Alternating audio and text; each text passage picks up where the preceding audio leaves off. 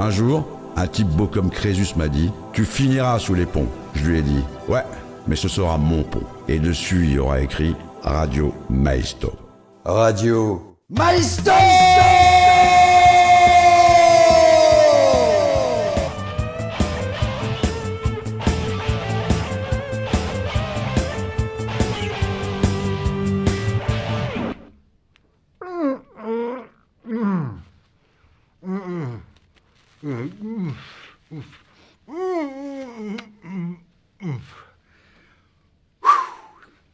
Bonsoir à tous, nous sommes bâillonnés, on ne peut plus rien dire, on ne peut plus parler.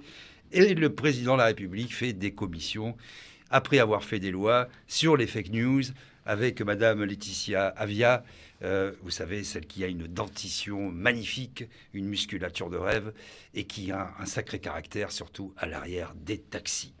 Alors Emmanuel Macron, Monsieur Macron, évidemment, installe une commission, figurez-vous, une énième commission, cette fois sur le complotisme, présidée par le sociologue Gérald Bronner. Et cette initiative, à quelques mois de la campagne, évidemment, ne laisse pas d'interroger. Donc, qu'est-ce qu'elle va faire, cette commission ? Elle est chargée de faire, d'ici la fin décembre, des propositions. Elle va proposer, face à l'emprise des théories complotistes et de la désinformation dans le débat public. Alors, elle a un titre magnifique. Cette commission sont les Lumières, avec une majuscule, à l'ère numérique. Donc, c'est Rousseau, pas Sandrine, mais peut-être Jean-Jacques. Le Jean-Jacques du digital apparaît dans cette commission. Alors, c'est ce qui est quand même incroyable. On parle d'un exercice d'intelligence collective, où la profusion d'informations est un atout et non une menace, explique Gérald Bronner. Mais quand même, il dit qu'il y a une surabondance d'informations, et certaines sont jugées pas bonnes. Elles sentent pas bon, ces informations, elles n'ont pas l'imprimature macroniste. Oh là là, il y a des gens qui pensent différemment, qui sont un peu critiques, qui ne pensent pas tout à fait dans les clous, qui ont une pensée originale, une pensée... Ce sont des gens qui pensent par eux-mêmes, mais comprenez-vous cela qu'en France, en 2021, on puisse encore avoir une pensée originale, on puisse encore penser par soi-même. Mais non, c'est pas possible ça. Donc il est pas content, Monsieur Macron, et donc il a nommé Monsieur Bronner parce que il y a une mise en concurrence qui lui plaît pas, directe de toutes les visions du monde. Alors, vous vous rendez compte sur les réseaux, tout ça, il y a des gens qui sont pas d'accord entre eux. Il y a des visions du monde, mais comment ? C'est pas possible. Google n'a qu'une seule vision du monde. L'intelligence artificielle n'a qu'une seule vision du monde. De toute façon, on ne peut avoir qu'une seule vision du monde. C'est celle qui est dans les cabinets ministériels, c'est celle qui est dans les commissions, c'est celle qui est dans le grand débat. Alors, ce qui est aussi tout à fait notable, c'est qu'on regarde un petit peu qui compose cette commission Bronner. Alors, on y trouve des gens magnifiques, moi je trouve. Rudi Reichstadt, alors lui, c'est magnifique, fondateur et directeur de Conspiracy Watch. C'est un type qui fait un peu comme Tristan Mendès France. Quand on a un nom illustre comme ça, on essaie un peu de l'honorer. Mais non, ce sont des gens qui font fortune, qui font commerce. Ils vont traquer le complotiste sur Internet. Ils vont traquer la pensée déviante. Et ils vont donner leur imprimature. On ne peut penser que comme ça. Voilà. Mais alors, bien sûr qu'on peut avoir des attentes légitimes. Évidemment que les pensées antisémites, que le nazisme, que toutes les folies déviantes, la pédophilie, que sais-je encore, tout ça doit être condamné. Mais il y a déjà la loi, il y a déjà le code pénal, qui est déjà très restrictif. Là, non, c'est autre chose. Et il y a un mélange, parce que dans cette commission, il y a quelques personnes, une quinzaine de personnes, qui vont nous dire comment penser, comment faire des propositions, penser bien dans les clous. Nous avons effectivement des spécialistes de la Shoah. Alors on se demande bien ce que ça vient faire ici, mais non, on ne se demande pas, on a compris. Donc qu'est-ce qui va se passer ? Vous allez avoir un grand micmac. On va mettre sur le même plan des gens, des négationnistes qui sont des antisémites avérés, On va mettre sur le même plan des complotistes qui pensent que des hommes verts des hommes lézards ont pris le contrôle de la Terre et qui élaborent leurs théories à longueur de temps sur les réseaux. Et puis vous allez avoir aussi à côté de ça, évidemment, des gens hyper rationnels qui se battent pour les libertés publiques, pour les libertés fondamentales, qui sont critiques vis-à-vis du pass sanitaire notamment, qui sont critiques vis-à-vis de la loi de protection globale, qui sont critiques vis-à-vis des drones, qui sont critiques finalement de toute cette société qu'on est en train de nous mettre en place et qui nous limite dans nos mouvements, dans nos pensées, dans notre façon de respirer. Tout devient interdit. On est en train de gérer des comportements et on est véritablement en route, en marche, mais on y va en courant vers une société à la chinoise. Alors je vais vous lire un petit passage d'un bouquin que j'avais écrit en 2019, qui est paru en 2020, bien avant le Covid, donc, où je parlais justement, donc c'est intéressant de voir que c'était avant le Covid, de cette société de contrôle. Il y a donc les bons et les mauvais citoyens, un peu comme les gilets jaunes, mais tout à fait, tout à fait. Le crédit social chinois est un système à points qui se base sur le comportement dans la vraie vie et pour l'instant dans les lieux publics. Crédit qui évalue aussi les us et coutumes sur Internet et les réseaux sociaux, l'idée étant, selon les autorités chinoises, d'établir une culture de l'intégrité. Vous n'avez pas payé votre amende, vous avez dépassé la vitesse autorisée, maté un site coquin, perdu, vous apparaissez sur la liste noire. Plus vous perdez de points, moins vous pourrez prendre les transports en commun, le métro, le train, l'avion. De quelle façon et selon quel barème les points sont-ils distribués ou retirés? Ce n'est en rien votre problème. Faites confiance aux autorités. Contentez-vous de rouler à 50 et de bander via l'usage unique de votre cerveau. Déjà plus de 10 millions de passagers chinois du transport aérien et 4 millions du ferroviaire se sont vus imposer entre 2013 et mars 2018 des restrictions partielles ou totales à l'achat de billets pour n'avoir pas exécuté la décision de justice à laquelle ils ont été condamnés après épuisement des recours. Voilà la société vers laquelle on va, voilà vers la société vers laquelle on roule sans que finalement beaucoup de citoyens s'en rendent compte ou soient vraiment alertes, soient vraiment en alerte par rapport à tous ces sujets. Ce qui est aussi à noter, c'est que, vous l'avez vu hier, les esprits les plus vifs n'auront pas été surpris. Le gouvernement entend proroger, évidemment, le pass sanitaire jusqu'à l'été 2022. Mais pourquoi se priver? Et parallèlement à ça, qu'est-ce qu'il entend faire, le gouvernement? Il va développer non pas le vote par correspondance, non pas le vote électronique, mais le vote à distance. Voilà, le mot magique est prononcé, comme la distanciation sociale. On n'arrête pas de nous dire qu'il faut se rapprocher les uns les autres, faire société, la grande concorde, la République qu'il faut sauver, mais tout est question de distance. Vous travaillez chez vous, travaillez à distance. La distance sociale, ça va vous sauver votre vie. On va tout faire à distance bientôt. On va peut-être concevoir nos enfants à distance. Ça va être un sport assez extraordinaire et tout à fait novateur. Alors, sur le pass sanitaire, ce qui est aussi notable par rapport à ça, c'est que se développe aussi, à côté du pass sanitaire, tout un système de surveillance, de télésurveillance. Vous avez vu que la loi Drone 2, comme on l'a appelée, a été tout à fait docilement adoptée par l'Assemblée nationale, ce Parlement, cette Assemblée tout à fait fantoche, qui ne sert plus à rien et qui, finalement, se couche devant quelques syndicats policiers qui veulent, comme ça, voir leurs fantasmes tout à fait se réaliser. On a vu d'ailleurs le ministre de l'Intérieur marcher à côté des syndicats qui le mettaient en cause vers l'Assemblée nationale avec la plupart des présidents de partis, à l'exception notable de quelques-uns.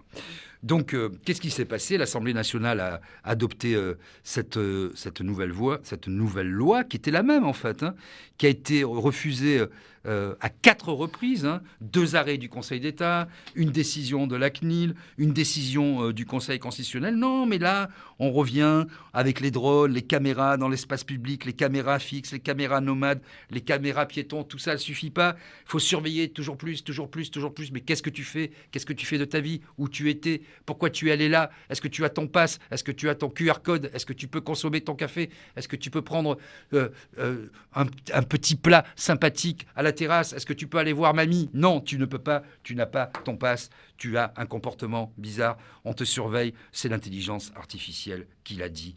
Et donc, tu seras condamné, brûlé à l'aune et sous les auspices de M. Macron. Alors, ce qui est intéressant aussi de noter, c'est que le texte ne parle plus seulement des drones, mais de toutes, je cite, aéronefs utilisés par la police, c'est l'alinéa 2 de l'article 8, c'est-à-dire qu'il légalise non seulement la surveillance par drone, mais aussi celle faite par hélicoptère, par avion. Ça a déjà été fait par la police, en toute illégalité, en dehors de tout texte, sans que aucune institution, et certainement pas la CNIL, qui ne sert à rien, comme tous ces organismes qui sont là pour faire joli, mais qui finalement se couchent toujours et qui ne sont la plupart du temps que consultatifs. Vous avez fait un rapport très bien, c'est intéressant. Je le mets à la poubelle, on n'en parle plus. Vous reviendrez l'année prochaine. C'est quand même incroyable. Il faut vous réveiller. Voilà la société vers laquelle on va. Et le gouvernement, d'ailleurs, veut faire croire dans ce nouveau texte qu'il a pris en compte les critiques du Conseil constitutionnel. En fait, il n'en est rien. Il reprend le même texte que l'année dernière. Quelques petites modifications à la marge qui sont d'ailleurs tout à fait trompeuses et qui continuent d'ouvrir la possibilité d'une surveillance tout azimut.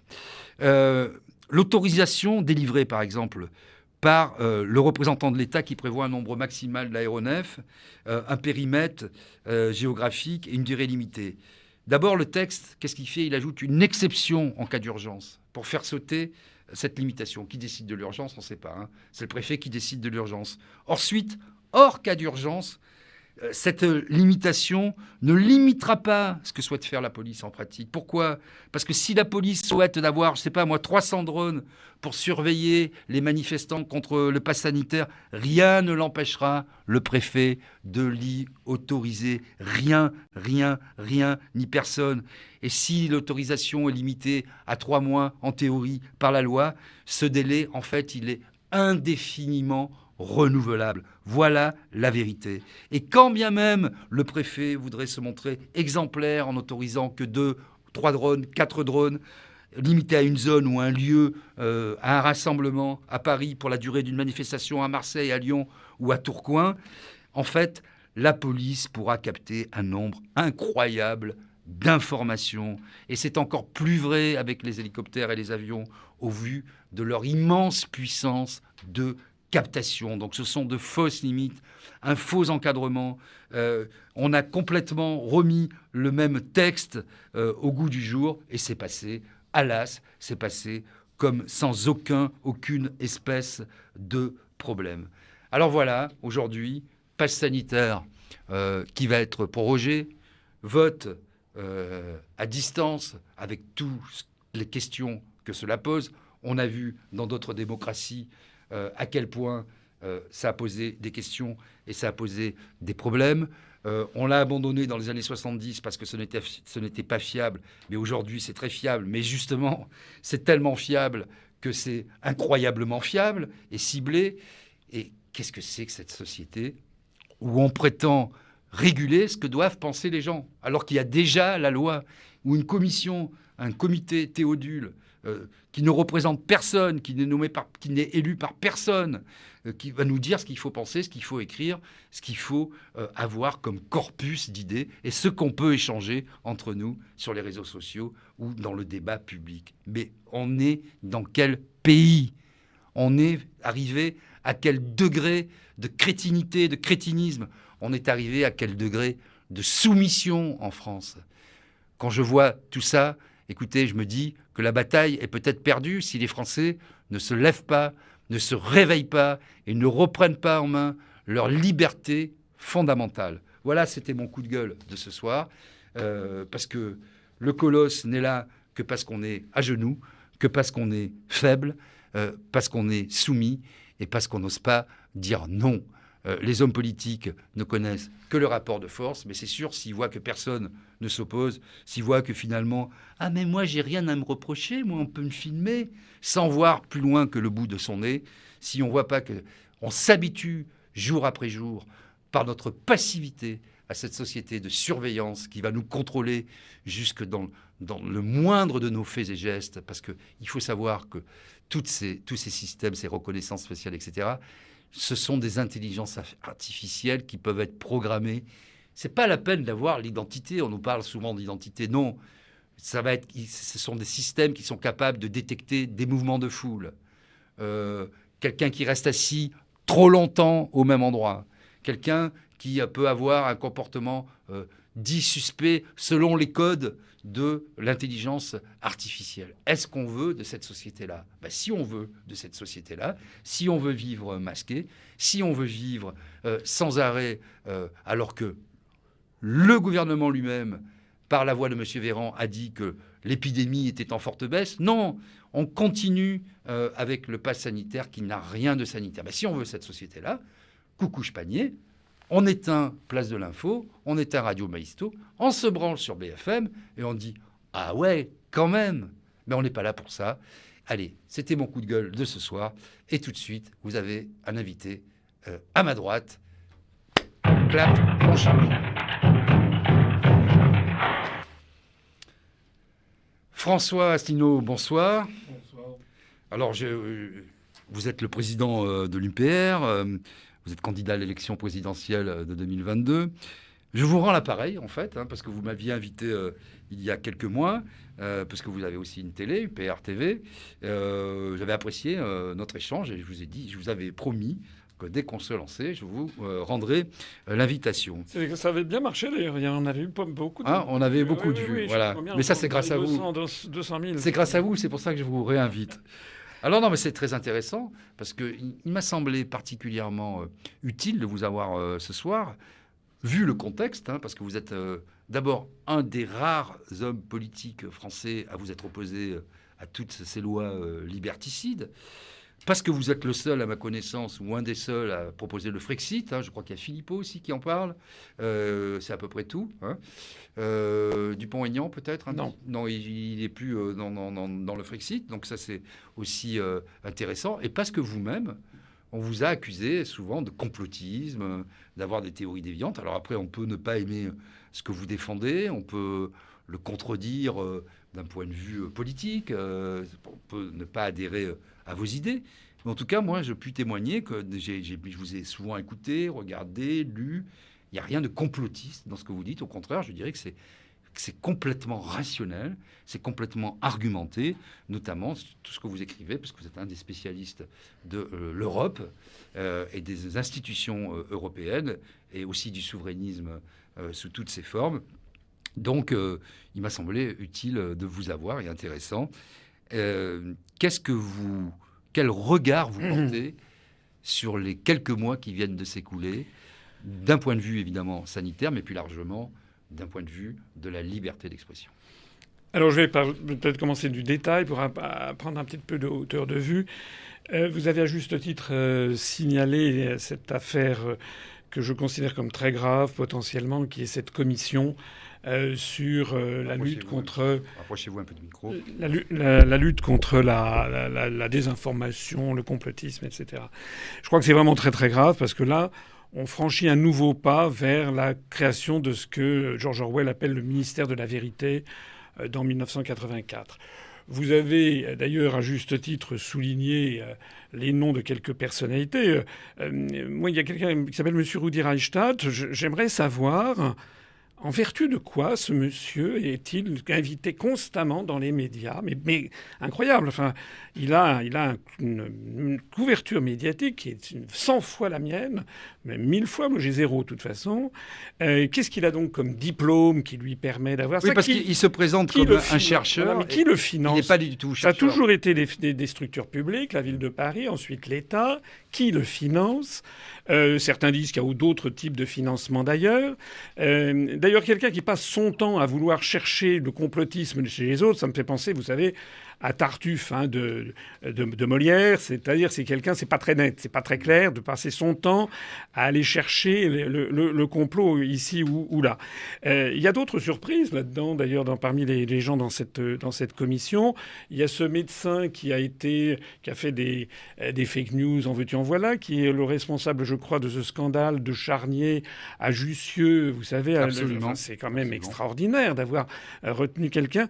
Moi, j'ai une petite mention spéciale pour une dame qui s'appelle Madame Aude Favre, dont j'ai vu qu'elle était dans ce comité, et qui est une journaliste, là aussi, plus ou moins freelance, sous France Inter, je ne sais pas quoi, et qui s'était mis, voici environ 1 an, à me chasser, à me traquer, parce que j'avais dit que Walter Hallstein, qui était le premier président de la Commission européenne, avait un passé nazi. Ce que je maintiens, ce qui est vrai, et que nous allons d'ailleurs mettre encore de nouveaux éléments sur la table. D'ailleurs, Philippe de Villiers, dans son livre qu'il a sorti quelque temps après, a apporté encore de nouveaux éléments sur ce Walter Hallstein, qui était un juriste qui avait accompagné Hans Frank, ministre de Hitler pendu à Nuremberg en 1945. Il l'avait accompagné en 1938 à Rome pour jeter les prémices de ce qu'allait être la coopération germano-italienne qu'on allait appeler l'Axe, qui étaient les prémices en fait d'une construction européenne. Ce Walter Hallstein qui ensuite a tenu la main pour rédiger le traité de Rome de 1957 et qui a été le premier président de la Commission européenne. Alors c'est quand même extraordinaire de savoir que le premier président de la Commission européenne, c'est un monsieur qui s'appelait Walter Hallstein, qui a été nazi, qui a participé, qui était de l'association des juristes nazis, qui a fait de la formation dans l'armée nazie. On a des photos de lui en officier nazi. Il a d'ailleurs été arrêté à Cherbourg en 1944 par les Américains en officier nazi. Bon. Il a été récupéré sur les opérations Sunflower aux États-Unis. Il a fait partie de ces personnalités de la société nazie qui ont été recyclées par les Américains. Werner von Braun, par exemple, le spécialiste des fusées V1 et V2, qui est devenu le père de les fusées Gemini à Cap Canaveral. Ils ont recyclé un certain nombre de gens, dont ce Walter Hallstein. Bon, alors moi j'ai dit ça dans une conférence. Bien. Et bien d'un seul coup, j'ai vu cette dame qui est allé me chercher les poux en disant que c'était pas vrai, qu'on n'avait pas retrouvé la carte de Walter Hallstein. Oui, j'imagine que la carte, les Américains ont dû plutôt la détruire. Mais ce monsieur, il est absolument avéré qu'il était dans l'entourage des autorités nazies. Ce que vous dites, j'ai fait des recherches aussi, excusez-moi, je vous coupe sur Rudi Reichstadt, parce que bon, moi aussi je le voyais souvent, mon copain de Caroline Fourest, porté au nu par Bernard-Henri Lévy, évidemment. Donc c'est peut-être ça la raison de sa présence à la télévision, d'ailleurs. Moi, j'ai jamais compris non plus à quel titre Bernard-Henri Lévy s'exprimer. Bon, voilà. Mais bon, tout le monde a le droit de s'exprimer, mais peut-être a-t-il une pensée tellement... Tout le monde a le droit de s'exprimer, mais tout le monde a le droit de s'exprimer. Voilà, pas certains ont le droit de s'exprimer et d'autres n'ont jamais le droit de s'exprimer. Alors oui, il s'était attaqué, je regardais, alors par exemple, à Mélenchon, dont les conceptions de politique étrangère rejoignent les obsessions conspirationnistes martelées depuis des années par les médias iraniens et russes, à Frédéric Lordon, qui parviendrait à dépasser la question décidément gênante du complotisme par plus de complotisme ensemble, ou à Pascal Boniface, le directeur de l'IRIS, qui s'est vu accusé par M. Reichstadt de banaliser les théories du complot anti-juif. Le dirigeant travailliste Jérémy Corbyn, accusé de lien avec la mouvance conspirationniste, etc. Enfin, donc ils prennent des têtes de Turcs comme ça, si je veux voilà. dire. Alors moi j'ai vu que M. Reichstadt, d'ailleurs, on a retrouvé des documents, il disait de moi que j'étais très rationnel. C'est d'autant plus dangereux, d'ailleurs, que je suis rationnel et que je raisonne j'utilise la raison. Bon, en attendant, cette eau de Favre, mais ça on va pas la lâcher, parce qu'elle a osé dire, elle a osé prendre la défense de quelqu'un qui faisait partie de la haute hiérarchie nazie. Et même s'il n'avait pas sa carte du Parti national-socialiste. Il a fait partie de tout l'appareil de l'horreur du Troisième Reich. Et donc, quand je vois que cette dame m'a accusé d'avoir débunké ça, elle est venue quand même au secours de quelqu'un qui a une responsabilité, notamment dans les événements de la Seconde Guerre mondiale, notamment dans l'horreur nazie, très supérieure, par exemple, à quelqu'un comme René Bousquet, qui, lui, n'a jamais été dans l'appareil d'État nazi. Alors maintenant qu'on a ce genre de personne qui va être là pour débunker et pour traquer, on a le droit d'être très inquiet. Ça, c'était le point de détail. Maintenant, si on prend un petit peu plus de hauteur de vue, M. Macron voudrait truquer les élections de 2022 qu'il ne s'y prendrait pas autrement. Premièrement, il va repousser le pass sanitaire jusqu'en juin 2022. Alors que des pays comme la Norvège, par exemple, a abandonné le pass sanitaire. D'ailleurs, ils ont décidé que la Covid-19 n'était plus qu'une simple grippe. Et je signale que le taux de vaccination de double vaccinés est supérieur en France à ce qu'il est en Norvège. Et il y a beaucoup de pays du monde qui, d'ailleurs, n'appliquent pas le pass sanitaire.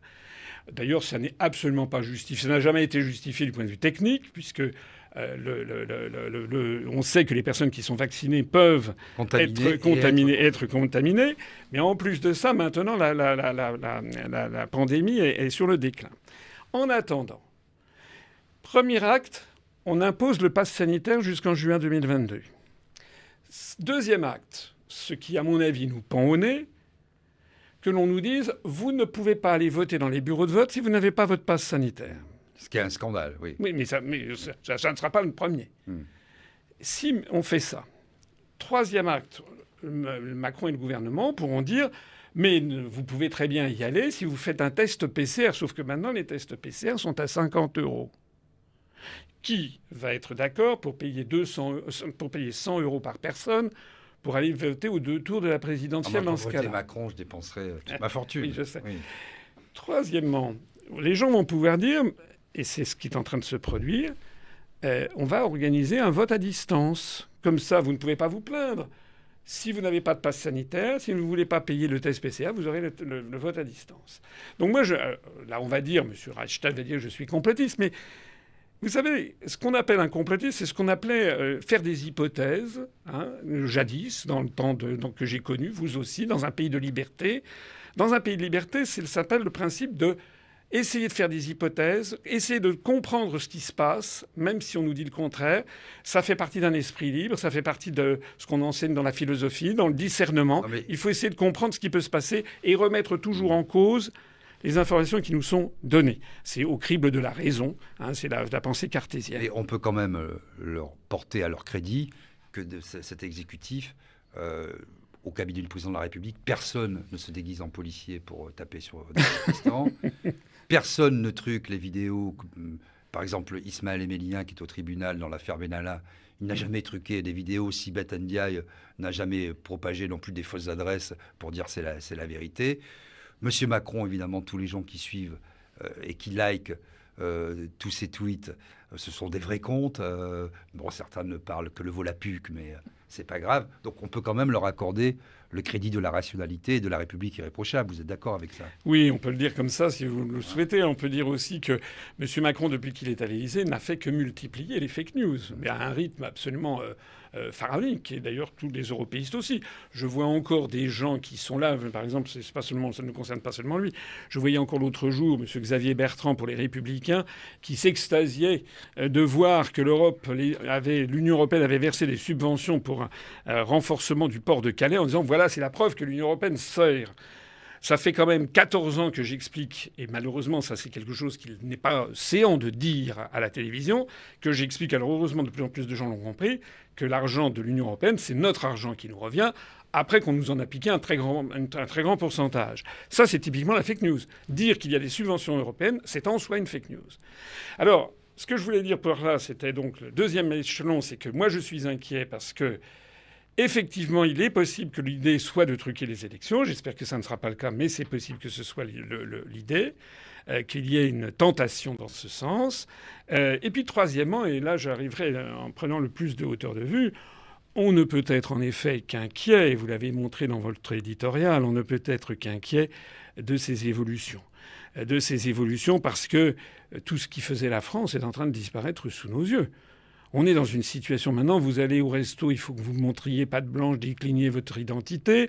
Il y a un gamin, un étudiant de 19 ans qui lance un œuf sur le président de la République, toc, et je ne dis pas qu'il ne faut pas qu'il soit arrêté. Enfin, il est interné dans un hôpital psychiatrique, ça rappelle quand même de fâcheux souvenirs.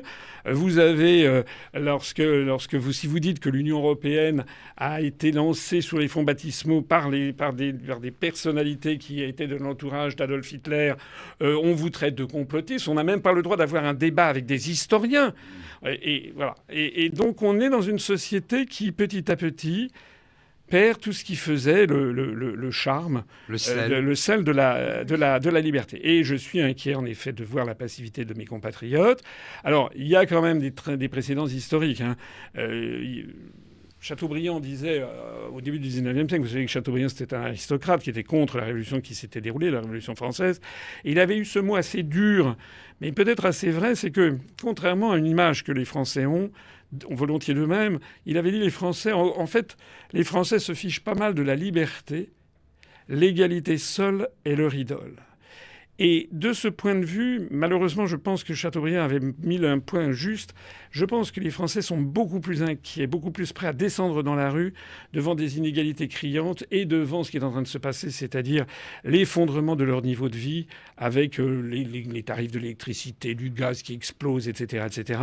Le refus, par ailleurs, d'augmenter les salaires. Je vois d'ailleurs, moi, en 2017, j'avais présenté dans mon programme présidentiel une augmentation de 12% du SMIC. Je crois que j'avais été, à part peut-être Madame Arthaud et peut-être Monsieur Poutou, j'avais été le seul à proposer ça. Maintenant, tout le monde le propose, sauf qu'ils veulent rester dans l'Union européenne et dans l'euro. Or, Mme Christine Lagarde a expliqué qu'il fallait une modération salariale, il fallait que les augmentations de salaire soient inférieures à l'inflation.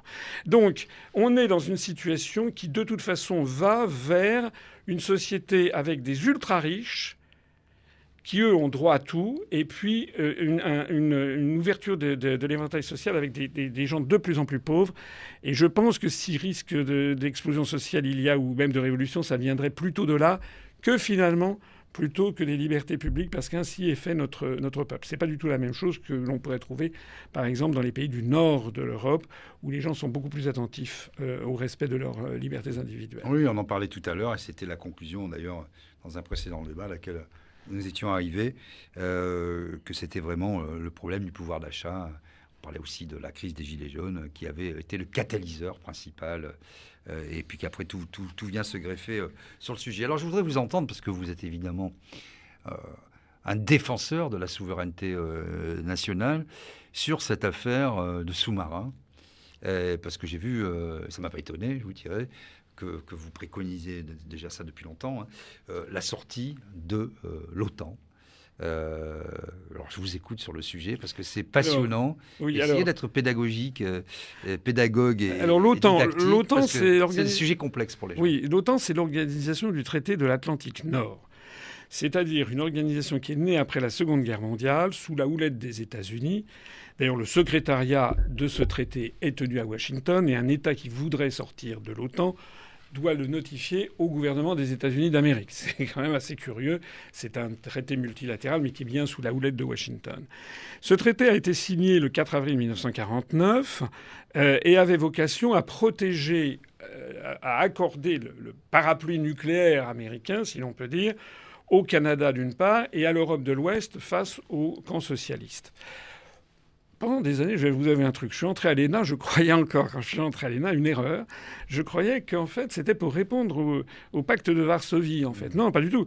Le pacte de Varsovie, les Soviétiques ont fait le pacte de Varsovie militaire en 1953, c'est-à-dire 4 ans après l'OTAN. En 1966, Charles de Gaulle a fait sortir la France du commandement militaire intégré. Et pourquoi il ne l'a pas fait sortir de l'OTAN en entier ? Parce qu'à l'époque, il y avait la menace soviétique qui était tout à fait réelle. Et ce que voulait De Gaulle, c'était que la France récupérât son indépendance stratégique tout en restant dans une alliance militaire. Il ne voulait pas, par exemple, que les États-Unis disposassent des armées françaises sans que la France ait pu en décider par elle-même. Mais il ne voulait pas sortir de l'OTAN pour le moment. Il avait dit néanmoins à Alain Peyrefitte qu'il faudra bien un jour ou l'autre que sortir de l'organisation du traité de l'Atlantique Nord. Ensuite est arrivé le traité de Maastricht de 1992, dont l'article 42, alors c'est pas dit comme ça, c'est dans le traité de l'Union européenne, il est dit que, en gros, les pays de l'Union européenne qui sont aussi dans l'OTAN, pas tous, hein, par exemple la Finlande ou l'Autriche ne sont pas dans l'OTAN, mais la grande majorité le sont, les pays de l'Union européenne qui sont dans l'OTAN doivent, les engagements qu'ils ont pris avec l'OTAN priment sur ceux de l'Union européenne. Ce qui revient à dire que l'Union européenne, et notamment la politique étrangère de sécurité et de défense posée par les traités européens, est assujettie à l'OTAN. Voilà. C'est sans doute sur cette fois-là que Nicolas Sarkozy a décidé de réintégrer, de faire que la France réintègre le commandement militaire intégré de l'OTAN. Parce que de fait, on se retrouve dans une Union européenne avec la quasi-totalité de nos partenaires, à commencer par les plus puissants, je pense notamment à l'Allemagne, je pensais au Royaume-Uni, mais qui en est sorti, et puis l'Italie, l'Espagne, le Portugal, etc. Eh bien, la France était finalement isolée, elle était contrainte d'obéir à l'OTAN sans être dans le commandement militaire. C'est pour ça que Sarkozy a fait rentrer. On voit ce qui se passe. C'est pas moi qui le dis, c'est Macron lui-même qui a dit que l'OTAN était dans une situation de mort cérébrale. Pourquoi ? Parce que le pacte de Varsovie n'existe plus. Le camp socialiste n'existe plus.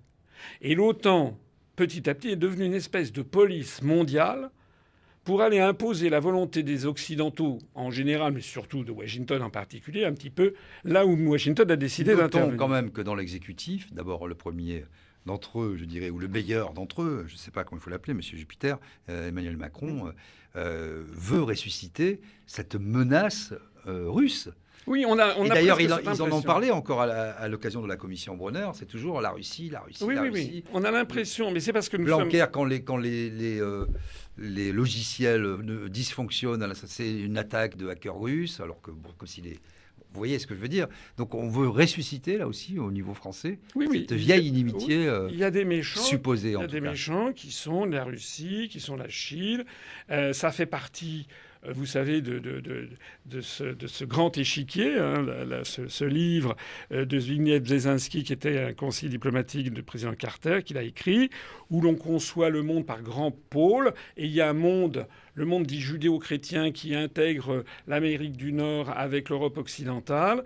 Et puis, par ailleurs, il y a le monde orthodoxe. Et puis, par ailleurs, il y a le monde indien. Et puis, par ailleurs, il y a le monde confucéen, etc. C'est une vision du monde tout à fait superficielle, typiquement américaine, et qui est fondée d'ailleurs sur les religions. Il y a le monde musulman, par exemple. Donc on est dans un processus qui est extraordinairement inquiétant, parce que ce qui se cache au bout de tout ça, c'est éventuellement une guerre planétaire, une guerre atomique. Donc il faut faire très attention. Il faut faire d'autant plus attention que les États-Unis sont sur le déclin, d'une façon évidente, et pas seulement que les États-Unis d'ailleurs. Oui, l'ensemble du monde occidental. Au profit de la Chine. Au profit notamment de la Chine. Vous savez, je vais vous donner une idée type de ce qu'est le déclin français. On a eu une candidate à l'investiture élevée pour la présidentielle, Madame Sandrine Rousseau, qui a eu cette phrase absolument incroyable. Elle a dit qu'elle préférait les sorcières qui jettent des sorts aux hommes, aux ingénieurs qui construisent des réacteurs à eau pressurisée. Je ne sais pas si les Français se rendent compte ce que ça veut dire. Elle préfère des sorcières à des ingénieurs. Ce qu'il faut savoir, c'est qu'au jour d'aujourd'hui, là, en ce moment, quand je vous parle, chaque année, la France, du système scolaire français qui est en pleine déroute, sortent chaque année 37 000 ingénieurs en France. Il y en a à peu près 200 000 chaque année aux États-Unis, 1 300 000 en Chine. Chaque année, la Chine produit, dans sa propre population, 1 300 000 nouveaux ingénieurs. Est-ce que vous voyez un petit peu à quel point l'Occident en général et la France en particulier est en train de s'effondrer, à quel point, en fait, ceux qui vont dominer l'univers au XXIe siècle, c'était d'ailleurs une prophétie qu'avait faite De Gaulle, c'est d'abord et avant tout les Chinois, les Russes aussi, mais les Chinois sont 10 fois plus peuplés que les Russes. Et donc face à ça, il n'y a aucune réflexion chez la quasi-totalité des candidats à l'élection présidentielle. Quelle est votre analyse, vous, sur cette ex-future vente de sous-marins qui a donc échoué. Quels facteurs ont joué au niveau géostratégique? Alors, moi, je ne suis pas dans les dossiers, je dis ce que j'ai lu, je me suis renseigné. Il semble que la France a des sous-marins nucléaires, mais elle n'a à propulsion nucléaire. Elle avait fait des sous-marins à propulsion diesel à la demande du gouvernement australien de l'époque, pour toute une série de raisons. Par exemple, les navires à propulsion nucléaire ne peuvent pas entrer dans les eaux territoriales néo-zélandaises. Donc déjà, c'est juste le voisin d'à côté avec lequel ils s'entendent normalement bien. Déjà, il y avait ça. Et à l'époque, lorsqu'il avait été ce contrat avait été conclu, il y avait une conception par la marine australienne de la défense de ces eaux territoriales, de l'immigration clandestine venant notamment peut-être d'Indonésie, de son environnement proche. Je pense que la Chine n'était pas dans le système. Et puis il y a des principes de non-prolifération également qui ont été derrière. Et puis ce qui se passe, c'est que les Chinois ont lancé il y a quelques mois un missile qui s'appelle le missile DF-17, qui est un missile hypersonique et qui a de nombreux mois, voire années d'avance sur les Américains. Et ce missile peut avoir une vitesse qui est 5 ou 6 fois la vitesse du... Enfin, même plus, ça peut faire 5000 ou 6000 km/h, je crois, peut aller détruire des cibles qui... On n'a même pas le temps de réagir. Et ces missiles peuvent aller jusqu'au nord de l'Australie, mais pas le sud. Par exemple, la ville de Perth est exempte, n'est pas dans le rayon d'action de ces missiles. Donc je pense que les États-Unis et les généraux américains sont très inquiets de ces missiles hypersoniques développés par la Russie, développés par la Chine. Les États-Unis sont à la bourre, la France aussi. On a appris hier, on a appris que la Corée du Nord vient de faire son premier missile hypersonique, vient de le tester. C'est pas moi qui le dis, toutes les agences de presse ne parlent que ça. Ça veut dire que la Corée du Nord, par ailleurs, une dictature féroce, très pauvre, etc. Ils mettent tout le paquet, sans doute avec l'aide technologique chinoise et russe, pour avoir des missiles hypersoniques. Bon, la France, paraît-il, c'est à la fin de cette année, donc dans quelques mois, on devrait avoir le nôtre. Mais il se trouve donc que les Américains ne savent pas pour l'instant comment se défendre face à ces missiles hypersoniques. Et ils ont donc demandé aux Australiens de nouer une alliance pour qu'on puisse avoir des ports qui seront à l'abri des 6000 km, je crois, ou 7000 km des missiles chinois. Bon, voilà la technique. Donc les Américains ont imposé une nouvelle alliance, l'alliance donc Australie, Royaume-Uni, États-Unis, avec d'ailleurs au passage le grand retour du Royaume-Uni comme une puissance mondiale, puisqu'elle n'a plus à s'occuper de la politique étrangère européenne. Elle redevient ce qu'elle a toujours été depuis des siècles, c'est-à-dire une des très grandes puissances maritimes du monde. Elle était un peu là pour torpiller l'Europe. En plus, accessoirement, de toute façon, ça entre anglo-saxons, ça marche très très bien. Et puis la France, là-dedans, n'a plus que ses yeux pour pleurer. Il faut voir aussi qu'on croit que ça va donner naissance à une Europe de la défense, mais non. Tous les Européens sont extrêmement duplices. Madame von der Leyen a dit que la France avait été très maltraitée. Mais c'est pas parce qu'on dit que la France a été très maltraitée qu'on change de politique. Au même moment, le même jour, vous avez vu, c'est il y a 4-5 jours, l'Allemagne a signé, le chef d'état-major de la Bundeswehr allemande a signé un accord géostratégique pour la défense spatiale, justement, avec l'Australie. Et nous, on n'y est même pas. Nos amis allemands, vous vous rendez compte? Enfin, ça veut dire que la France, elle est là-dedans, elle est larguée toute seule. En plus de ça, la France, elle se trouve avoir un atout majeur dans la région qui est la Nouvelle-Calédonie, à la fois parce que c'est un bloc de nickel, donc ce sont quand même une matière précieuse, par exemple, pour faire de l'acier inoxydable. Donc c'est très très important. C'est un des principaux producteurs de nickel au monde, même si ça n'est pas parfaitement rentable, c'est quand même une matière première. Mais c'est surtout un porte-avions, si l'on peut dire, francophone dans cette mer anglophone. Le rêve des Américains, des Australiens, des Néo-Zélandais depuis des décennies, c'est de nous chasser. Et Macron prend un malin plaisir, semble-t-il, à vouloir donner l'indépendance à ce pays qui, à deux reprises, il y a eu 2 référendums successifs où le non à l'indépendance l'a emporté. On va encore en faire un 3e. Voilà. D'ailleurs, au passage, on n'est pas là pour parler de la Nouvelle-Calédonie, mais le oui et le non à l'indépendance ne recoupent pas exactement les Kanaks et les non-Kanaks. C'est beaucoup plus compliqué qu'il n'y paraît. En attendant, on a cet atout-là. On risque de le brader. Et de le brader pour qui? Pour les Chinois. Puisque la Nouvelle-Calédonie, c'est un pays qui ne peut difficilement, s'il devenait indépendant, vivre par lui-même. Et donc les Chinois sont à l'affût pour essayer de mettre la main sur ce territoire. On est dans de la haute stratégie. Et si je peux me permettre de vous dire mon ressentiment. On parlait au début de cette émission des problèmes de liberté publique. C'est énorme ce qui est en train. La France est en train de devenir une dictature orwellienne. Je vois autour de moi des gens, des amis, qui me disent, moi, je vais partir de France. J'en connais de plus en plus. De plus en plus, qui se disent, je ne supporte plus. Ça devient étouffant. On voit ça. On voit maintenant la baisse du niveau de vie. On voit le pillage de nos entreprises. Et on voit au niveau international la France humiliée comme jamais et qui est en train de tout perdre. Et mon aigreur à moi, c'est que face à ça, il y a une élection décisive qui est l'élection présidentielle. On a quoi en face? On a Madame Hidalgo dont le grand débat, c'est de savoir s'il faut passer de 130 à 110 km/h sur les autoroutes.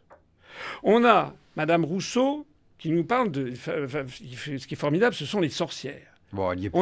Elle n'y est plus. Bon. Enfin, elle va peut-être revenir. Peut-être revenir, on ne sait pas exactement. À mon avis, on a Madame Pécresse. Elle, sa grande idée, c'est de faire un référendum pour les 40 km/h sur le périphérique parisien. On a M. Bertrand qui se va de fête foraine, de fête à la saucisse en serrant des mains. On a Mme Le Pen qui, semble-t-il, a disparu de la circulation. C'est surtout que les médias ont décidé de lui couper le micro. Et puis on a les médias qui mettent en avant Éric Zemmour. Pour le grand débat, c'est de savoir si on a le droit ou non de s'appeler Mohamed. Est-ce que vous vous rendez compte de ce qui se passe en France? Les événements sont d'une gravité historique exceptionnelle dans tous les domaines. Et on distrait l'attention des Français au sens, c'est du latin distraere, traîner en dehors au lieu que les Français soient focalisés sur les grands sujets, l'OTAN, l'Union européenne, l'euro, personne ne parle du drame de l'euro qui j'allais justement y venir. On focalise l'attention des Français sur des choses accessoires, dans le meilleur des cas. On va essayer de rester sur ces sujets. Je ne vais pas vous lancer sur Éric Zemmour, tout le monde le fait. Je ne parlais pas que de Zemmour, mais en général. Donc, justement, sur l'euro, vous avez toujours été très critique. Vous êtes toujours pour la sortie de l'Europe, évidemment, des institutions européennes, et donc de l'euro. Alors, il y a quand même quelque chose que je trouve assez extraordinaire. Lorsque j'ai été candidat en 2017, d'abord les médias ont fait comme maintenant, on ne parle pas. Voilà. Parce qu'ils savent que c'est maintenant que commence à se cristalliser l'opinion. Donc si on ne parle pas de quelqu'un, on ne peut pas voter pour quelqu'un qu'on ne connaît pas. Sauf que depuis 2017, ma notoriété a quand même beaucoup évolué. Et maintenant, je fais des vidéos qui ont dépassé parfois les 2 millions de vues sur notre chaîne UPR TV. Mais l'idée, c'est que en 2017, quand j'ai été candidat, et au moment où j'ai eu les 587 parrainages, quand même, les médias ont été obligés d'appliquer un petit peu la loi. Et c'est à partir de ce moment-là qu'on a parlé de l'Europe. Ce que j'observe, c'est que là, on m'a coupé le sifflet aussi, mais que l'Europe s'impose, parce que depuis lors, il y a eu le Brexit. Depuis là, qui marche très bien, contrairement à une nouvelle propagande actuellement en cours. On dit qu'il y a des pénuries extraordinaires, alors qu'il y a des pénuries pires en France qui arrivent. Mais maintenant, le sujet de l'Union européenne s'impose. Le sujet de l'OTAN s'impose. Et moi, j'ai trouvé assez extraordinaire, c'est qu'en 2017, j'étais le seul à proposer la sortie de l'OTAN, avec quand même Jean-Luc Mélenchon. Mais Jean-Luc Mélenchon voulait rester dans l'Union européenne. Et je vous ai expliqué tout à l'heure que l'Union européenne nous assujettit à l'OTAN. Donc c'était contradictoire. Et puis je vois maintenant que le débat sur l'Union européenne, il est présent.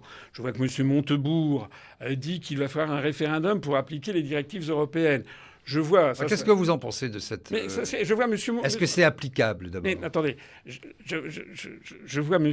Michel Barnier, que je connais, qui est un homme intelligent. C'est un homme qui connaît les choses, qui connaît ses dossiers. Il a été pendant 17 ans dans le truc. Il a été ministre des Affaires européennes quand moi j'étais auprès du ministre des Affaires étrangères. Je l'ai connu à cette occasion. Ce que je vois, c'est qu'il a fait un esclandre auprès de ses pairs, notamment à Bruxelles, mais aussi en France, parce qu'il a dit que pour régler les questions de l'immigration, il fallait de toute façon ne plus appliquer certaines clauses des traités européens, la jurisprudence de la Cour de justice de l'Union européenne, la jurisprudence de la Cour européenne des droits de l'homme. Et moi, j'ai dit, il a raison. C'est ce que je dis, moi, depuis 14 ans et demi. Donc, je ne vais pas dire qu'il a tort. Mais est-ce que vous vous rendez compte de ce virage à 180 degrés que ça signifie?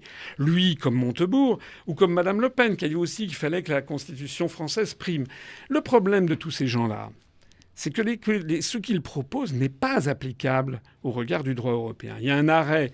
Alors là, ça va faire un petit peu. Non, mais c'est intéressant parce que. Il y a un arrêt qui s'appelle Costa contre Enel de janvier ou juin 1964, de ce qui était à l'époque la Cour de justice des communautés européennes, qui a imposé le principe jurisprudentiel, qui fait partie maintenant de l'appareil juridique européen, que les traités européens s'imposent aux droits nationaux et notamment aux constitutions. Ce qui peut se comprendre. Parce que si chacun fait prévaloir sa propre constitution, ça devient la cour du roi Péto, et puis plus personne n'y comprend rien. C'est complètement antinomique. Voilà. Donc ça veut dire qu'en fait, M. Barnier, Mme Le Pen, M. Montebourg disent des choses dont ils savent que ça n'est pas applicable.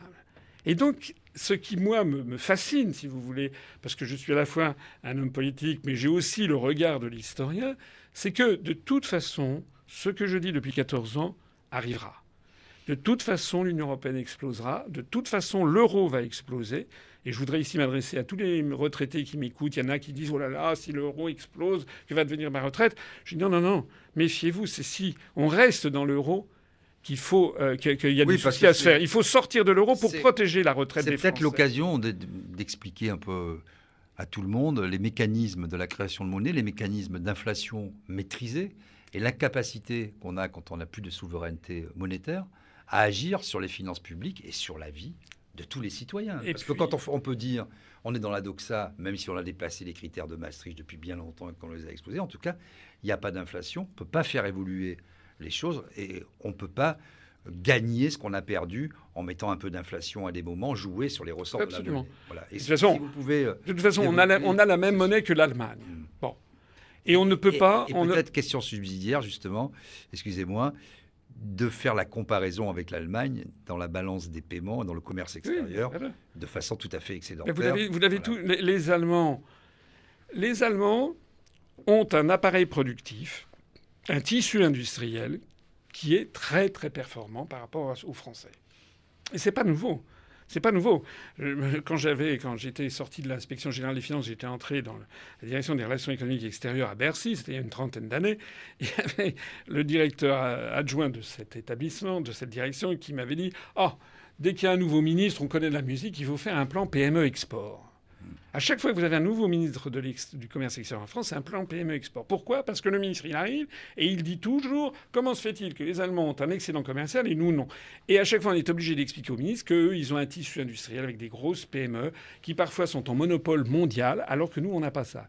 Nous, on a quelques entreprises qui sont dans une situation de quasi-monopole, les entreprises du domaine du luxe. Il faut dire en plus qu'ils ont des entreprises de taille intermédiaire très développées. Voilà. Une industrie qui est très développée, notamment dans certaines régions. Ils ont gardé de l'industrie, comme en Italie du Nord d'ailleurs, et que nous, on est plutôt dans les services et dans les TPE. Donc, de 1949, création du Deutschmark, jusqu'en 1999, création de la fusion du Deutschmark et du franc dans l'euro, pendant 50 ans, le franc n'a pas arrêté de se déprécier par rapport au Deutschmark.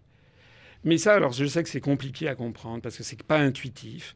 Mais le fait que le franc se déprécie permettait de corriger le fait que les Allemands augmentaient leur compétitivité. Donc nous, il fallait qu'on corrige à l'exportation. Et ça ne veut pas dire qu'on... Si on a une monnaie forte, c'est très compliqué. Ça ne veut pas dire qu'on... On a du mal à exporter. Ça a été... Voilà. C'est-à-dire que pendant que le franc se dépréciait par rapport au mark, ça a été les 30 Glorieuses. Oui. C'est-à-dire le plus grand enrichissement de la France. Maintenant qu'on a une monnaie forte, ah oui, on a une monnaie forte, on a l'euro qui est coté un peu comme une espèce de sous-Deutschmark. Mais le résultat, c'est que cette monnaie euro qui est cotée entre ce que serait le cours du Deutschmark et ce que serait le cours du franc ou de la lire italienne, il est un peu entre les deux. Le résultat, c'est qu'il est trop bon marché pour l'économie allemande. Les Allemands vendent et engrangent des excédents commerciaux énormes. Il est trop cher pour l'économie italienne, espagnole, française. Et donc, on est en train de détruire notre industrie. On dégage tous les ans des déficits commerciaux géants, ce qui crée le chômage et ce qui crée un appauvrissement tendanciel. Et j'engage d'ailleurs tout le monde à taper sur Internet, sur leur barre de recherche, le commerce extérieur, et taper France-Allemagne, c'est édifiant. Voilà. Donc, tout ça, ce sont des sujets absolument fondamentaux. Moi, je vous dis ici, ça fait 14 ans que je le dis, je suis, vous savez, c'est comme dans les évangiles, vox clamans in deserto, hein, mais enfin, au bout du compte, qui avait raison. Donc, ce que je dis, c'est que De toute façon, l'Union européenne, l'euro et l'OTAN vont exploser. Simplement, nul ne sait le jour ni l'heure. Et pendant ce temps-là, alors qu'une France souveraine et indépendante, comme a eu l'intelligence de le comprendre le peuple britannique, le Royaume-Uni est en train de réapparaître. Même les journaux les plus anti-Brexit ont été obligés de reconnaître. Premier grand succès international, cette affaire d'alliance avec l'Australie et avec les États-Unis pour le Royaume-Uni. Ils sont obligés de reconnaître également que l'économie anglaise se porte très bien. On montre ici en ce moment des pénuries. Mais la livraison sur le... Oui, vous savez que le taux de chômage au Royaume-Uni, c'est 4,8%. Nous, il est à 8%. Bon, c'est bon. Donc, ils ont une économie qui a un taux de croissance cette année très supérieur au taux de croissance de la France. Alors, je ne dis pas qu'il n'y a pas des problèmes. Il peut y avoir des ajustements. On a fait grand cas ces jours-ci qu'il manquait des camionneurs. Donc, M. Johnson, paraît-il, a été obligé d'accorder 10 500 visas pour des routiers. Mais enfin... 10 500 routiers parce qu'il manque de manœuvre, en fait. Mais en France, on a 2 700 000 chômeurs de catégorie A. Oui, et puis il faut peut-être expliquer en France tout ce que... ça serait trop long, mais et en Europe, d'ailleurs, le transport routier. Absolument. Parce que c'est pas du tout... même les camions ne sont plus français, les remorques ne sont plus françaises, et les chauffeurs, évidemment. On parlait hier du plombier polonais, ne sont pas du tout... Alors, c'est pas gênant, dans l'absolu. Sauf que les pays européens se livrent une compétition pratique entre eux du dumping, n'ont pas du tout le même niveau de protection sociale et n'ont pas du tout, on le voit, les mêmes alliances stratégiques. En plus, avec la barrière de la langue et cette espèce de concept creux, de mon point de vue, je pense que vous le partagerez, de souveraineté européenne. Ça ne veut rien dire. Ça ne veut rien dire. Encore deux exemples qui viennent de... C'est oxymore, quoi. Les Allemands... Pendant que vous aviez M. Clément Beaune et Mme Pécresse qui disaient, après la chute de Kaboul aux mains des talibans, ils disaient il faut que l'Europe soutienne maintenant les gens derrière Massoud, le fils du commandant Massoud. Il faut qu'on poursuive, etc. Ils ne se rendent pas compte de la réalité du terrain. Ils n'ont pas compris qu'au bout de 20 ans, on a été battus. Comment vous expliquez que ces questions fondamentales de souveraineté européenne, de Brexit, de Frexit, donc de commandement intégré de l'OTAN, finalement de tout ce qui devrait faire la réflexion de la classe politique et des médias sur ce que doit être un pays, son devenir, pourquoi ces débats ne sont jamais propulsés par les médias de masse et pourquoi vous n'êtes, à ce titre, sans doute, jamais invité ou très peu invité. Qu'est-ce qui explique cette réticence, ce rejet, voire ces insultes? Parce que souvent, on vous traite de complotiste. On ne m'invite plus du tout, d'ailleurs. C'est maintenant je vais vous dire ce que je vais vous dire est peut-être prétentieux et cruel, mais c'est parce qu'ils ne sont pas au niveau. D'ailleurs, M. Xavier Bertrand l'a avoué lui-même à Zemmour, paraît-il, dans son bouquin. Zemmour, il dit que Xavier Bertrand a dit « Je ne suis pas au niveau, mais je me rassure, ils sont tous comme moi ». Non, monsieur Xavier Bertrand, moi je veux bien faire un débat avec vous. Monsieur Xavier Bertrand... Que les hommes politiques ne sont pas assez au niveau des instituts, pour comprendre les institutions européennes, le fonctionnement, fonctionnements géostratégiques, comment tout ça s'organise. Parce que, si vous voulez, je pense que d'abord, les peuples d'Europe du Nord sont des peuples plus sérieux. Ce sont des peuples qui sont plus... On voit par exemple quelqu'un comme Mme Merkel ou comme M. Olaf Scholz. Ce sont des gens qui connaissent leur dossier. Ce sont des gens très sérieux. Mark Rutte, on en pense ce que l'on veut, mais le Premier ministre néerlandais, ce sont des gens qui connaissent très très bien les dossiers. En France, comme dans les pays latins, ce sont un peu des pays où quelqu'un paraît beau, il est bien habillé, il a un beau sourire, etc. Et puis il fait des punchlines, comme on dit maintenant, et les Français se laissent embobiner parce qu'on est un peuple latin. Voilà. Il y a en France un véritable drame qui est que les Français pensent qu'à partir du moment où un responsable politique dit ce qu'ils veulent entendre, ça y est, le problème est réglé. Voilà. Lorsque M. Zemmour dit « Voilà, je n'en peux plus, il y a trop d'immigrés », alors il y a des gens qui disent « Ah ben bravo, formidable, je vais voter pour lui ». Mais il propose quoi? C'est quoi le programme de M. Zemmour? Il y a trop d'immigrés en France, justement. Ça, c'est encore un autre problème. Je pense qu'actuellement, quand vous avez 10% de taux de chômage, oui, il y a trop d'immigrés. Et je pense qu'il faut maintenant donner un coup d'arrêt. Parce que d'ailleurs, c'est pas moi ni vous qui en décidons ainsi, c'est parce que c'est la population française. Maintenant, je crois que le débat est quasiment tranché. En revanche, ce que moi je pense, c'est qu'il faut bien comprendre qu'est-ce qui se cache derrière cette affaire. Qu'est-ce qui se cache du point de vue économique, du point de vue géopolitique? Qui est-ce qui d'ailleurs fait venir des immigrés systématiquement en France? Pourquoi est-ce qu'on a complètement débranché le Haut Comité pour les réfugiés des Nations Unies? Pourquoi est-ce que, par exemple, tous ces réfugiés qui viennent de pays musulmans pauvres, est-ce que l'Organisation des Nations Unies ne les transfère pas vers des pays musulmans riches et qui manquent d'hommes? Je pense à l'Arabie Saoudite, je pense au Qatar, je pense aux Émirats Arabes Unis, je pense au Sultanat d'Oman, je pense à Bahreïn, etc. Il devrait y avoir d'abord une priorité dans la répartition de ces flux de réfugiés vers les pays de la même zone culturelle. Ça, je le pense profondément, parce que je ne veux pas que la France soit un pays qui soit complètement désarticulé du point de vue de l'identité. Ça va très mal se terminer. Je trouve d'ailleurs que... Je connais Éric Zemmour, c'est quelqu'un sur les questions historiques, etc. Il est assez brillant. Je me rappelle, j'avais débattu avec lui sur CNews il y a 2 ans. Et il avait menti effrontément, en fait, parce que je lui avais dit qu'à partir du moment où on était dans l'Union européenne, on était obligés d'avoir tous, en gros, la même politique d'immigration. Il m'avait dit non, pas du tout. La Hongrie, la Pologne, vous avez vu d'ailleurs qu'ils viennent de se rendre en Hongrie, eux, ils ont leur propre politique monétaire, leur propre politique d'immigration, merci monsieur Asselineau, etc. Donc il y avait des gens qui avaient dit finalement, Zemmour a gagné. Non, il n'a pas gagné, il avait gagné sur un mensonge. Le problème de la Hongrie est un problème très différent du problème de la France, parce qu'eux, ils sont en train de perdre leur population. C'est comme d'ailleurs les pays de l'Est européen qui viennent où? Ils viennent justement dans les pays d'Europe de l'Ouest. Donc déjà, c'est quelque chose de très différent. Et puis je signale par exemple que la Hongrie, qui est le grand modèle de M. Zemmour, la Hongrie est le plus ardent partisan de l'entrée de la Turquie dans l'Union européenne. Il faudrait quand même qu'on nous explique un petit peu tout ça. Ça sera peut-être l'objet d'une autre réunion. Moi, ce que je pense, c'est que sur ces questions migratoires, je suis assez d'accord avec ce qu'a dit, pour le coup, ce que disent ceux qui proposent un référendum. Je le suis d'autant plus que c'est ce que je proposais. En 2017, j'étais le seul candidat à proposer un référendum sur l'immigration. Maintenant, ce que je pense, c'est qu'au point où on en est arrivé, il faut vraiment mettre un coup d'arrêt, parce que la société française est en train de partir dans le décor. Et lorsque quelqu'un comme Michel Barnier, qui est pas un violent, quelqu'un qui a 71 ans, qui est quelqu'un, pour une fois, qui connaît ses dossiers, moi j'ai du respect pour M. Barnier, pour que cet homme ait osé brûler ce qu'il adorait et adorer ce qu'il brûlait. Il nous a fait un petit peu Henri IV, si vous voulez, se convertissant au catholicisme. D'ailleurs, Libération a fait un article en disant, le discours de Barnier en disant « Paris vaut bien un Frexit ». En fait, M. Barnier s'est engagé, sans le dire, vers le Frexit. C'est ça qui est fascinant. C'est-à-dire que les gens le veuillent ou pas, petit à petit, eh bien, tout ce que je dis depuis 14 ans est en train de gagner la bataille des idées. Vous savez que c'était les prolégomènes à la prise de pouvoir d'après Gramsci. Alors, je vais lancer un appel pour les gens qui nous suivent aussi sur notre page Facebook. Vous pouvez poser vos questions à François Asselineau. Bon, il est un peu tard, on ne va pas toutes les prendre, mais on va en prendre quelques-unes. Donc, posez vos questions. J'ai un iPad à côté. Je pourrai regarder vos questions en direct et je les lui poserai. Je voudrais vous entendre. On l'a un peu évoqué en filigrane. Sur l'énergie, la transition énergétique, justement.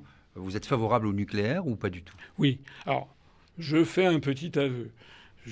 Mon père, qui est hélas décédé il y a 1 an, était directeur à EDF. Et quand j'étais petit, j'ai été élevé un petit peu, d'abord dans la religion du service public, ce qui fait que ça ne m'a pas quitté. Et là, je trouve, par exemple, que ce qui se passe en ce moment est une honte, parce que le service public devrait veiller à ne pas augmenter les tarifs comme ils le font parce qu'il y a un rôle de justice sociale.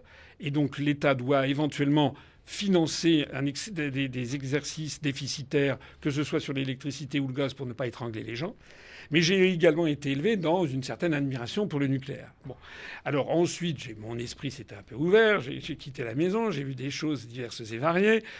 Il y a 3 ans, je suis allé au Japon. J'ai été reçu par l'ancien Premier ministre Naoto Kan, l'ancien Premier ministre japonais, qui m'a gentiment reçu, qui m'avait dédicacé son ouvrage. Il avait écrit un livre où il avait expliqué son expérience personnelle lorsqu'il y a eu Fukushima et pendant 24 ou 48 heures, il a hésité à faire évacuer 60 millions de personnes de toute la zone de Tokyo. Et j'ai compris à cette occasion qu'effectivement, il y avait quand même des risques parfois terribles en matière d'accidents nucléaires.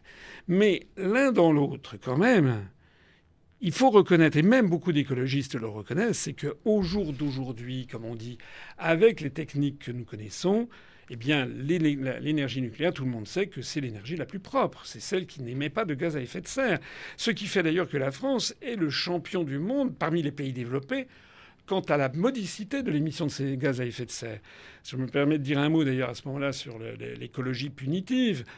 La Chine, dont je parlais tout à l'heure, chaque année, de mémoire, chaque année, la Chine produit l'augmentation de CO2 de la production chinoise équivaut à la production annuelle de la France.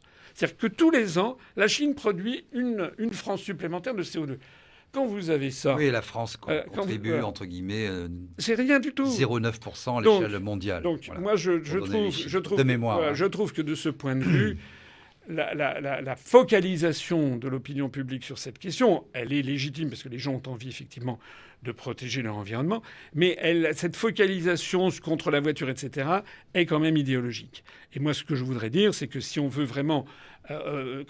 limiter la pollution de la planète, limiter les gaz à effet de serre, limiter le fait que la planète devient une espèce de dépotoir à ciel ouvert, la première des choses à faire, c'est de relocaliser au maximum les productions à côté des... Et c'est quand même anormal que tout ce que nous produisons, que tout ce que nous consommons, comme produits blancs, comme produits bruns, etc., viennent de Chine, c'est-à-dire fassent 20 000 ou 20 000 kilomètres en bateau. Ça produit des gaz à effet de serre, ça n'est pas normal.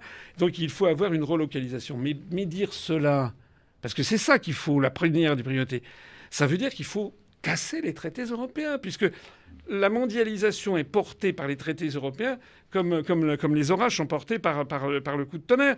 Et donc, quand je vois des écologistes qui prétendent être Europe écologie, je dis c'est un oxymore.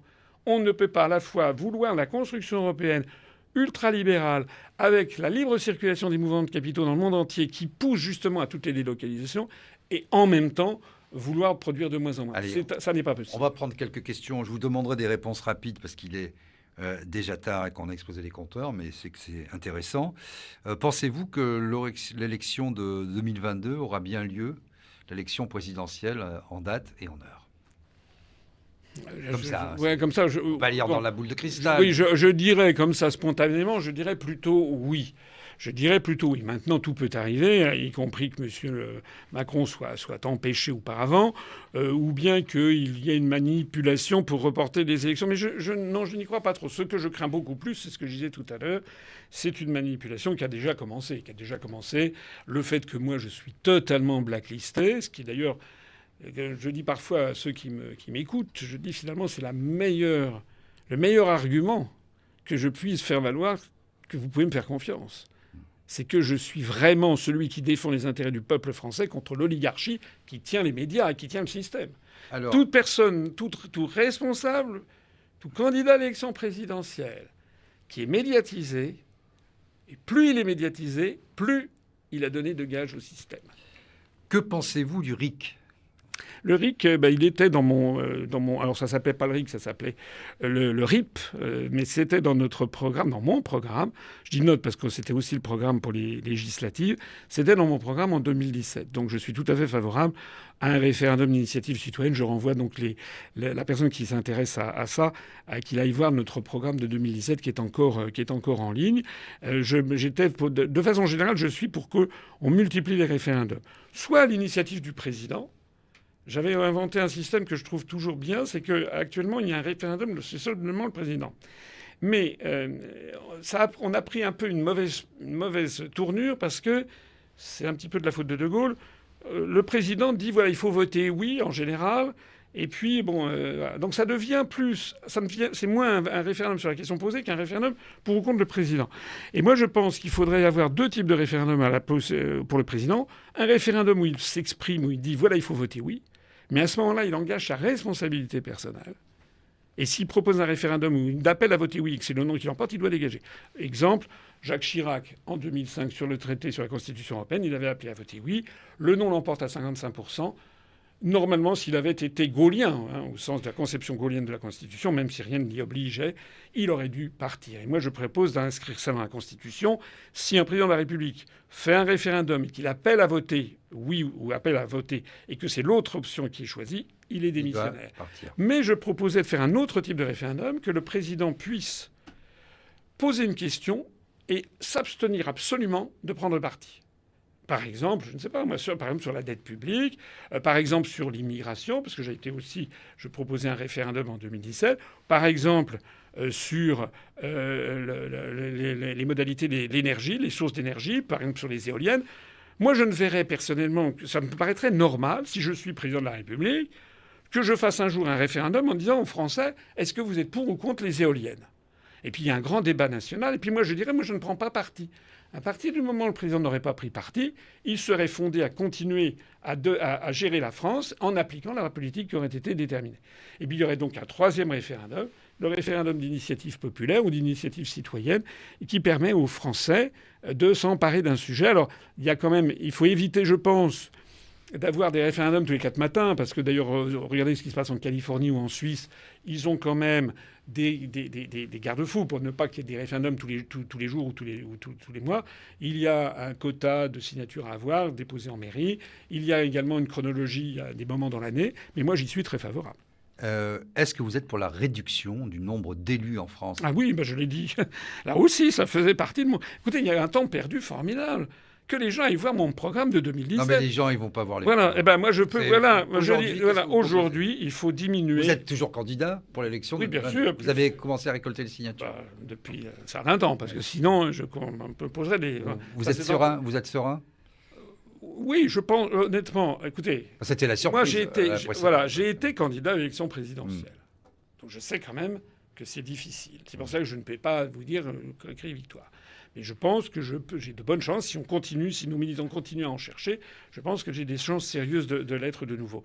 En revanche, il y a beaucoup de gens, je ne vais pas donner des noms, mais des gens qui sont très très très médiatisés en ce moment, qui sont candidats à la présidentielle et dont je sais qu'ils n'en cherchent pas sur le terrain et qu'ils ne les auront pas. Voilà. Donc c'est un théâtre d'ombre, toute cette affaire. Hein. Il faut pas l'oublier. Alors pour revenir à ce que vous me disiez, oui, j'ai proposé de réduire de façon tout à fait drastique le nombre de députés et de sénateurs et de faire énormément d'économies. La sortie de l'Union européenne, c'est 20 milliards d'euros d'économies. La sortie de l'OTAN, 400 millions d'euros d'économies. Diminuer le nombre de députés et de sénateurs, c'est peut-être 1 ou 2 milliards d'euros d'économies. Nous voulons également supprimer les régions pour les retransformer dans ce qu'elles étaient en 1972, c'est-à-dire des petits établissements publics administratifs. Ça veut dire supprimer les postes de 1768 conseillers régionaux. Ça veut dire supprimer tout ce qui va avec, les voitures avec chauffeur, les secrétariats, les trucs, les machins. Ça nous coûte des milliards. On pouvait très bien vivre avec avant. Au niveau local, sans ce truc-là. quel est pour vous le bon niveau ? Est-ce que vous êtes plutôt pour les départements et les communes ? Est-ce que vous croyez aux communautés de communes, par exemple ? Alors... C'est très intéressant. Oui, mais ça, je l'ai toujours dit. Dans la vie des gens, c'est très impactant. Bien sûr. Peut-être qu'on s'en rend pas bien compte, mais en fait, ce sont beaucoup de ces institutions qui bloquent les choses concrètement sur le terrain, parce qu'on a besoin d'alliances, des plans État-région, voilà. Et pour c'est des objets idéologiques. La France, avec ses communes, départements, républiques, c'est ce qui a émané de la Révolution française. Et on s'en est porté très bien pendant 2 siècles. Et puis à partir des années 70-80, on a commencé à nous expliquer qu'il fallait absolument des régions. Il y avait des provinces d'Ancien Régime qui avaient été supprimées à la Révolution pour créer les départements. Et puis c'était Pétain qui, en 1942, je crois, avait recréé des régions, non pas des provinces, mais des régions, sur pression allemande. Et actuellement, je l'ai fait expliquer dans une conférence que vous trouverez en ligne sur UPR TV qui s'appelle les eurorégions. C'est encore un des sujets les plus fondamentaux. On impose aux Français des régions dans lesquelles ils ne se reconnaissent pas, d'ailleurs dont le périmètre varie. Alors les gens, ils s'étaient un petit peu fait à la région Nord-Pas-de-Calais. Maintenant, ils ont la région Hauts-de-France. Ils s'étaient un petit peu fait à la région Rhône-Alpes. Maintenant, ils ont la région Auvergne-Rhône-Alpes. Donc tout ça, c'est parce que c'est le fait du prince de M. Hollande. Mais pas seulement le fait du prince, parce que ce qui se cache derrière, c'est en fait le démantèlement de la France comme un État unitaire. C'est ça qui se cache. Et c'est ça qui est extraordinairement grave, c'est que la politique des eurorégions, alors on n'a pas le temps, mais j'ai une conférence qui fait 2 ou 3 heures là-dessus, la politique des eurorégions qui est menée par Bruxelles vise à démanteler les grands États-nations parce que justement c'est considéré par les eurocrates comme étant l'obstacle à cette espèce de terre promise des États-Unis d'Europe comme par hasard, les régions qu'on nous impose ont un peu la même superficie que les États de l'Est des États-Unis d'Amérique. Hein, c'est-à-dire la Virginie occidentale, le New Jersey, etc. Qu'est-ce que vous dites là? Vous dites c'est un fédéralisme déguisé? Oui. C'est ça? Il n'y a pas que moi qui le dis. J'ai vu cette déclaration, encore une fois, mais je trouve qu'il se passe en ce moment des événements extraordinaires. J'ai vu M. Barnier qui a fait un tweet où il explique, il dit « Je suis contre l'Union européenne fédérale, je suis gaulliste donc pour une Europe des nations. » Je l'ai lu, oui. Je veux dire, ça veut dire qu'il est donc contre Maastricht. Enfin, c'est incroyable quand même. C'est incroyable. Ça veut dire que voilà quelqu'un... Est-ce que pour vous, ce sont des éléments de langage dans le but d'essayer d'avoir des votes des militants, hein, parce qu'on sait qu'il y a un congrès, etc., ou de faire une percée dans l'opinion, ou est-ce que c'est sincère et réel? Je ne sais pas, je n'en sais rien. Ce que je sais, c'est que je vois le trajet parcouru depuis 14 ans. Je peux vous dire que lorsque j'ai créé mon mouvement, l'Union populaire républicaine, pour sortir de l'Union européenne, je n'avais personne. Alors, même ma femme m'a dit t'es un peu bizarre. Bon, il n'y avait personne. Les gens considéraient que c'était de la dingoterie. Maintenant, je vois que c'est maintenant sur toutes les lèvres. Et plus le temps va passer, plus le problème va se poser. Parce que l'exemple du Royaume-Uni est en train de s'imposer. Et on voit bien qu'il y a un moment à partir duquel tout ceci va exploser. C'est ça le grand enjeu de notre temps. Est-ce que la France va rester sous les décombres parce qu'elle aura été jusqu'au bout c'est une utopie? Ou bien est-ce qu'elle sera sortie à temps? La meilleure comparaison que l'on puisse faire de la construction européenne, c'est la construction du socialisme. C'est pas fondé exactement sur les mêmes choses. La construction du socialisme était fondée sur la négation des intérêts individuels. Donc si on défendait ses intérêts individuels, c'était pas bien, il fallait travailler pour la collectivité. Oui, sauf que l'homme est ainsi fait qu'à ce moment-là, les gens ne travaillent pas. Voilà. Le Stakhanov, ça marche pas. Et donc toutes les sociétés sur le commune, je schématise à l'excès, hein, mais on assistait en fait à un effondrement économique, un effondrement moral, parce que si l'homme ou la femme ne travaille pas pour ses intérêts personnels, eh ben ça ne marche pas au niveau macroéconomique. Eh bien, la construction européenne, c'est la même chose, sauf que là, il ne s'agit pas de contrebattre les intérêts individuels, mais les intérêts nationaux. Donc, il paraît que ce qui est très mal, c'est de défendre les intérêts, c'est de se battre pour ses intérêts nationaux. Donc, en France, on nous explique qu'on ne doit pas se battre pour nos intérêts nationaux. Mais à ce moment-là, on fait quoi alors? Hein, on est dans une histoire, on est dans une schizophrénie quand même. Parce que d'ailleurs, j'ai vu un sondage très intéressant qui est sorti il y a une semaine, qui disait qu'il y avait, je crois, 50% ou un nombre très considérable, 56%. Des fonctionnaires français qui dépriment parce qu'ils ne savent plus pourquoi ils travaillent. D'ailleurs, de fait, on travaille pour quoi? On travaille pour la France? Ou pour le couple franco-allemand? Ou pour les États-Unis d'Europe? Le principe même de la construction européenne consiste à dire aux Français que la France, c'est terminé. Donc c'est quelque chose qui est profondément dépressif en soi. Vous savez, l'économie n'est pas une science exacte, c'est une science humaine. Et si les gens travaillent pour quelque chose dans lequel ils ne croient pas, ça ne marche pas. C'est aussi simple que ça. François Asselineau, pour conclure, vous êtes élu demain, président de la République. Vous devez prendre 3 mesures principales. Quelles sont-elles? Alors, à titre conjoncturel, ça serait déjà la suppression de toutes les mesures liberticides. Aujourd'hui, enfin, je veux dire, je ne sais pas ce qu'il en sera dans 6 mois, mais suppression du pass sanitaire. En fait, l'alignement de la politique française en matière de Covid sur ce qui se passe, par exemple, en Norvège. Hein. Donc, ça serait exactement ça. Autoriser, d'ailleurs, très largement les autres vaccins, hein, parce qu'en France, c'est pas que Vous êtes vacciné vous-même? Non, moi je ne suis pas vacciné parce que j'ai eu la Covid et donc j'ai un pass sanitaire que d'ailleurs j'utilise le moins possible. Pour tout vous dire, je ne l'ai utilisé qu'une fois depuis que je l'ai parce que je me refuse à l'utiliser. Sauf que j'ai été obligé de faire des examens médicaux parce que je voulais voir si j'étais en bonne forme pour entrer dans un hôpital. On m'a quand même demandé le pass sanitaire, ce que je trouve absolument scandaleux. Mais j'ai mon pass sanitaire valable pour 6 mois parce que j'ai d'ailleurs des anticorps qui, à mon avis, à mon avis, me paraissent certainement beaucoup plus efficaces.